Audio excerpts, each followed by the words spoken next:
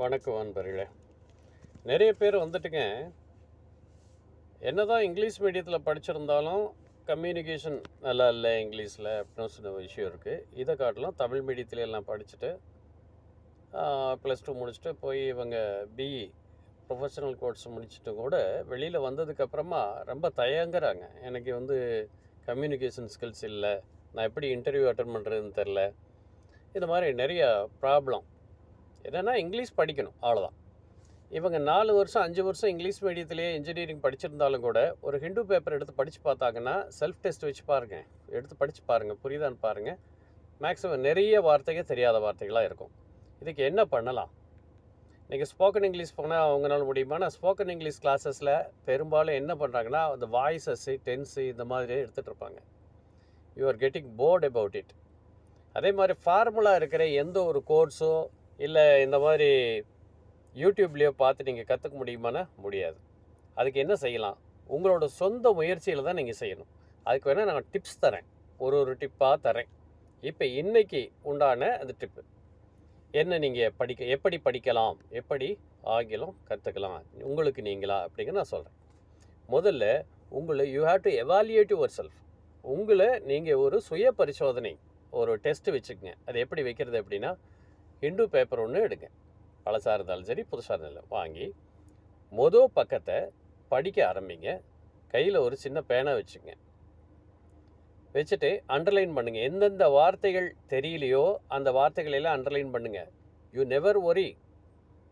ஒரு ஒரு ஒரு பக்கத்தில் ஒரு எவ்வளோ வார்த்தைகள் தெரியலைனாலும் அதை பற்றி நீங்கள் கவலையே பட வேண்டாம், உடனே அண்டர்லைன் பண்ணுங்கள். ஒரு பழைய நோட் எடுங்க, அதெல்லாம் எடுத்து எழுதி வச்சுக்கங்க. இல்லை கூகுள்லேயோ நல்ல டிக்ஷனரியோ பார்த்து அந்த ஒரு வார்த்தைகளுக்கும் தெரியாத வார்த்தை அண்டர்லைன் பண்ணி வச்சுப்போங்க. அதுக்கெல்லாம் பொருள் எழுதுங்க, மீனிங் எழுதுங்க.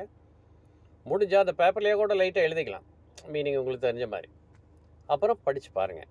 திரும்ப 2வது தடவை படிக்கும்போது பார்த்தீங்கன்னா, முதல்ல புரியாத விஷயங்கள் கூட அடுத்து புரிய ஆரம்பிச்சிருக்கோம். இதில் எத்தனை வார்த்தைகள் ஒரு பக்கத்தில் உங்களுக்கு தெரியாமல் இருக்கோ அதை பொறுத்து நீங்கள் ப்ராக்டிஸை மாற்றி நம்ம அமைச்சிக்கலாம்.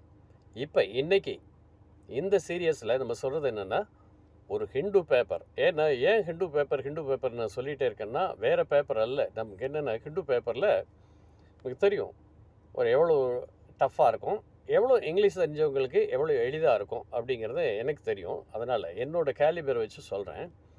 ஒரு பக்கத்தில் படித்து பார்க்கும்போது எத்தனை வார்த்தைகள் தெரியாமல் இருந்தது, அதுக்கு நீங்கள் எத்தனை வார்த்தைகளுக்கு டிக்ஷனரி யூஸ் பண்ணியோ இல்லை கூகுள் யூஸ் பண்ணியோ உங்களுக்கு மீனிங் பார்க்க வேண்டியது வந்ததுங்கிறத கமெண்ட் செக்ஷனில் சொல்லுங்கள். அதுக்கு தகுந்த மாதிரி கேட்டகரிக்கு அந்த நிறைய அதிகமான வார்த்தைகள் தெரியாதவங்களுக்கும் இல்லை குறைந்த வார்த்தைகள் தெரியாதவங்களுக்கும் சொல்லிட்டு தனித்தனியான ஒரு ப்ராக்டிஸ் ஆரம்பிக்கலாம். So we will do it.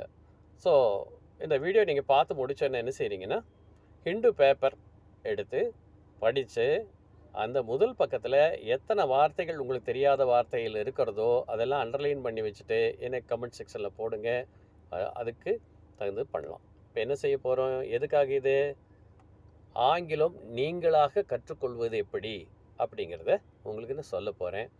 வரிசையாக ஒரு ஃப்ரீக்வெண்ட்டாக நான் போட்டுக்கிட்டே இருக்கேன். இது நீங்கள் இந்த எக்ஸசைஸ் பண்ணுவீங்க இல்லையா, அடுத்த எபிசோடில் நான் உங்களுக்கு எப்படி பண்ணுறது ஒரு விஷயத்தையும் அப்படிங்கிறத உங்களுக்கு சொல்லித்தரேன்.